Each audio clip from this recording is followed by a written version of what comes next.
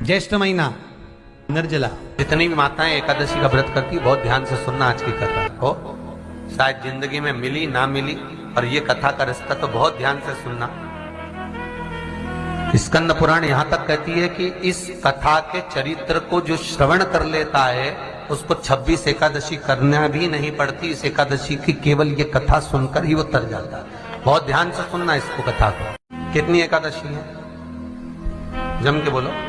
26। जो भगवान विष्णु के पास जाकर निवेदन करी थी वो निर्जला थी, निर्जला। इसलिए सारी एकादशियों में निर्जला एकादशी की महत्वता शास्त्र प्रमाण करता है। महाराज करो निर्जला, कितनी सुंदर नाम। अब नाम इतना सुंदर है तो एकादशी कितनी सुंदर होगी। अब एकादशी इतनी सुंदर होगी तो जिस दिन तुम व्रत करोगी एकादशी का तो तुम कितनी सुंदर होगी। मतलब भगवान कितने प्रेम से स्वीकारेगा कि इसका हृदय कितना सुंदर है। ऊपर की सुंदरता मत देखो साहब, व्रत करने से भीतर की सुंदरता आप प्रकट की।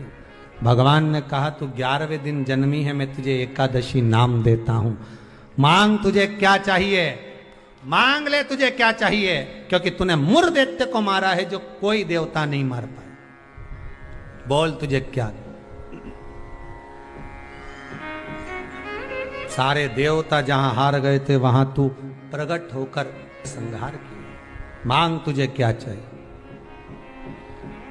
एकादशी ने भगवान विष्णु से कहा नाथ प्रभु वर दे दो, मृत्यु लोक में जो मनुष्य मेरा व्रत करेगा, चाहे जलचर थलचर वायुचर या सांसारिक मनुष्य, मेरा अगर एकादशी का व्रत करेगा प्रभु उसके यहां धन धान्य वैभव सुख संपदा बढ़ेगी और उस जीवात्मा को नरक नहीं भोगना पड़ेगा, सीधे वैकुंठ का उसको वास मिलेगा। जब जीव आत्मा को लेकर चला जाएगा, यम के दूत जब बंदी बनाकर ले जा रहे होंगे उस जीवात्मा को जिसके प्राण छूटे होंगे, यम के दूत जब बंदी बनाकर ले जा रहे होंगे, तब मुझे वर दो कि मैं इसका हाथ पकड़कर बेतरनी से पार उतार कर सारे नरकों से निकालती हुई आपके धाम में लेकर आऊं। भगवान ने वर दे दिया, तथास्तु। हे एकादशी सुनो, मृत्यु लोक का मनुष्य अन्न का त्याग कर कर, क्योंकि अन्न में एकादशी के दिन पाप पुरुष रहता है, अन्न का त्याग कर कर एकादशी के दिन जो मनुष्य तुम्हारा व्रत धारण करेगा, उस व्रत को करेगा और उस व्रत को धारण करेगा, उसकी मनोकामना पूर्ण होकर वो मेरे ही धाम को जाएगा। ये तो अब निर्जला के दिन शिव महापुराण की कथा कहती है, स्कंद पुराण कहती है कि आप वर्ष भर की एकादशी का क्रम भले ना करें, पर निर्जला एकादशी के दिन जो तुलसी हम ठाकुर जी को समर्पित करते हैं, वो तुलसी, ध्यान देना, वो तुलसी अगर मान लो आपके पास में रखी है, निर्जला एकादशी के दिन भगवान ठाकुर जी को, शालिग्राम जी को, लड्डू गोपाल जी को, आपके घर में, आपके मंदिर में जो आपने भगवान को तुलसी समर्पित करी है, वो तुलसी मान लो तुम्हारे पास रखी है और कोई व्यक्ति को बहुत ज्यादा कष्ट है, शरीर में बहुत कष्ट है, थोड़ी सी वो तुलसी चढ़ी हुई ठाकुर के चरणारविंद की, आप उस जीव को दो तो सही, आधा घंटा इंतजार करो, स्वास्थ्य में अंतर आना प्रारंभ हो जाता है उस निर्जला का। क्योंकि निर्जला ऐसी एकादशी है जिसने जगत में जाकर देवताओं के पास जाकर निवेदन करा है जग कल्याण के। घर में कमाने वाले 2-4 हैं, पैसा तो आ रहा है और घर में टिक नहीं रहा। डॉक्टर में, पुलिस में, एक्सीडेंट आदि में, कहीं गलत जगह पर व्यसन में अगर पैसा जा रहा है, जुए में, मांसाहार, मदिरा पान, या कहीं आया पैसा आने में कमी नहीं, आ रहा है पर टिक नहीं रहा, रुक नहीं रहा। कोई मांगने आ गया, दे दिया, फिर वहां से अपने पास नहीं आ रहा, अपन कह रहे हैं भैया हमारा पैसा लौटा दो, नहीं आ रहा। तो महाराज शिव महापुराण की कथा कहती है, एकादशी के दिन गंगा के जल में मात्र 7 बेलपत्री डालकर जो नंदीश्वर भगवान अर्थात जो शंकर जी के शिवलिंग के सामने नंदी होता है, उस नंदी के चरण पर गंगा का जल चढ़ाकर बेलपत्र शिव पर समर्पित कर देता है, उसके घर में रुपया रुकना चालू हो जाता है। फिर वो गलत जगह पर नहीं जाता,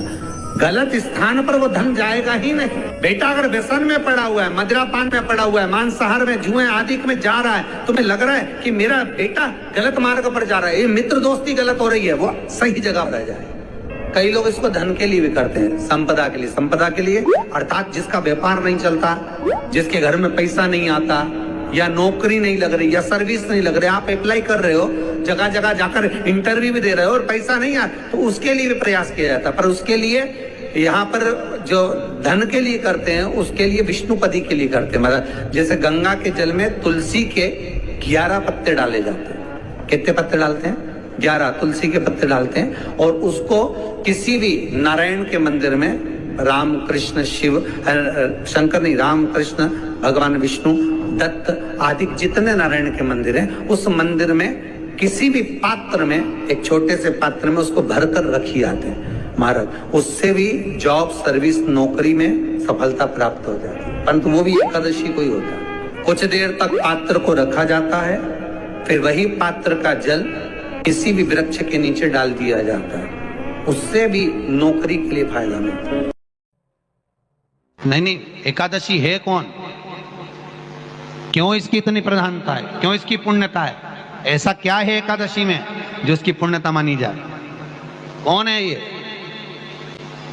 जो भगवान नारायण तक एकादशी का व्रत करते हैं? सुभद्रा जी को भगवान जगन्नाथ ने, जगदीश ने एकादशी का व्रत कराया था। बद्रीनारायण भगवान को माता लक्ष्मी ने एकादशी का व्रत कराया था। क्यों? चंद्रायण एकादशी व्रत की माता। एकादशी है कौन? तो कहा जिसको व्रत करने पर भगवान नारायण भी जिसका व्रत करते हो, भगवान माता लक्ष्मी जिसका व्रत करती हो, वो एकादशी है कौन? तो शास्त्र वर्णन करता है महाराज, स्कंद पुराण का सुंदर चातुर्मास्य खंड के अंतर्गत वर्णन आया है महाराज। एक बार भगवान विष्णु आनंद में विराजमान थे, पद्मावती और माता लक्ष्मी दोनों उनके पास में विराजी हुई थी। भगवान लक्ष्मी और पद्मावती दोनों बैठी है, एक सिर के पास, एक चरण के पास। कुछ समय बाद वहीं पर ब्रह्मदेव का आगमन हुआ, और ब्रह्मा जी आगमन पाकर भगवान नारायण पद्मावती से लगकर उठे और उठकर लक्ष्मी की ओर झुके।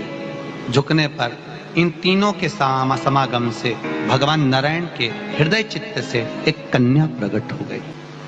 उस कन्या का नाम एका था। क्या नाम था? एका। अब 10 उसके गुण इतने प्रबल थे, वो 10 गुण उसके बड़े प्रबल थे कि वो एका जिसको निहारती थी उसको संपदावान बना देती थी, जिसको देख लेती थी उसके जीवन में वो आनंद की अनुभूतियां करा देती थी। एका जिस मार्ग से जाती थी उस मार्ग के द्वार खोल देती थी। एका का पुण्य इतना पुण्य प्रखर। पद्मावती और लक्ष्मी ने कहा, महाराज ये बेटी आपके द्वारा निर्मित हुई है, इसका कन्यादान करना चाहिए। हमारे यहाँ हिंदू धर्म में रीति है, जिस दिन कन्यादान करा जाता है उस दिन व्रत रखा जाता है।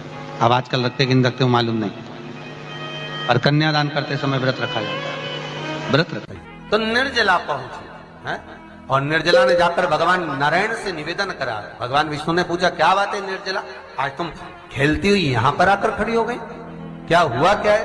क्या तुमको गौलोक धाम में आनंद की अनुभूति नहीं हो रही जो तुम वैकुंठ में आई हो? निर्जला घूमती घूमती भगवान के सम्मुख में पहुंच गई। भगवान ने पूछ रहे हैं, बार बार पूछा, निर्जला हुआ क्या तुमको?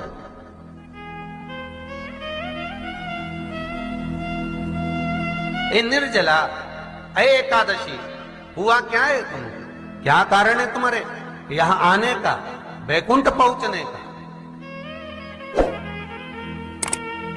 बहुत ध्यान देना महाराज। शास्त्र कहता है सोमवार, मंगलवार, बुधवार, गुरुवार, शुक्रवार, शनिवार, ये देवता वो देवता सबके व्रत कर लो, सारे व्रत कर लो, पर ये व्रत आपको परमात्मा के धाम तक लेकर नहीं जा सकते, क्योंकि इनका जो पुण्य है वो मृत्यु लोक में आप थोड़ा सा भी गलत करते हैं तो पुण्य समाप्त हो जाता है। पर हिंदू धर्म के 3 व्रत ऐसे बता दिए जिन व्रतों का पुण्य समाप्त नहीं हुआ।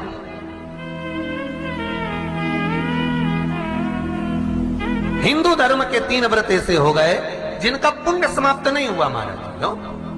जिनका पुण्य प्रबलता में बढ़ता गया। पहले नंबर पर एकादशी, दूसरे नंबर पर प्रदोष और तीसरे नंबर पर शिवरात्रि। सबसे पहला नियम एकादशी व्रत का सबसे पहला नियम है कि आप जिस दिन व्रत करो उसके एक दिन पहले भक्ति का संचार इस हृदय में कर लो। भक्ति का संचार इस हृदय में कर लीजिए। जिस दिन आप व्रत करो, जैसे एकादशी का व्रत कर रहे हो तो दशमी के दिन शाम का समय जब आवे, रात्रि जब होने लगे, शाम का समय आवे और रात्रि का आप जब भोजन ग्रहण करो तो उस भोजन में कोई ऐसा पदार्थ ग्रहण मत करिए जिस पदार्थ के कारण आपकी एकादशी बिगड़ जाए।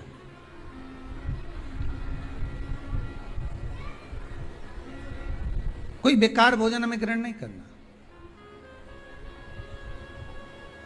श्रेष्ठ भोजन ग्रहण करिए दशमी के। और एकादशी का दूसरा नियम बहुत ध्यान से सुनिएगा। जिस दिन आपकी एकादशी का व्रत हो उस दिन प्रयास करिएगा कि अपने हाथ से किसी भी वृक्ष की कोई पत्ती टूटे ना। अपने हाथ से किसी भी वृक्ष की, पौधे की, किसी भी वृक्ष की पत्ती अपने हाथ से ना टूटे। बहुत ध्यान दीजिएगा महाराज। एकादशी का ये दूसरा नियम है कि अपने हाथ से किसी पौधे की, किसी वृक्ष की, किसी डाली की कोई पत्ती टूटे ना, कोई पत्ती ना टूटे, इसका प्रयास करिएगा।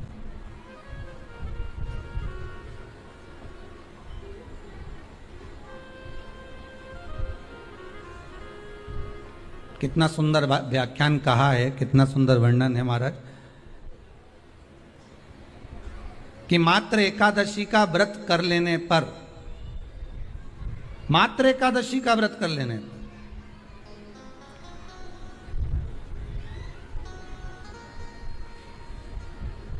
जो पूर्व में किया गया हमारा पाप कर्म है, हमने किसी जीव की हत्या करी है, हमने किसी को कष्ट प्रदान करा है, हमने किसी को अपशब्द कहा है, हमने किसी को ताने दिए, हमने किसी को आड़ा टेढ़ा कहा है, हमने किसी को गालियां दे दी है, मात्र एकादशी का व्रत ही कर लेने पर ये सारे जो दोष हैं वो समाप्त हो जाते हैं।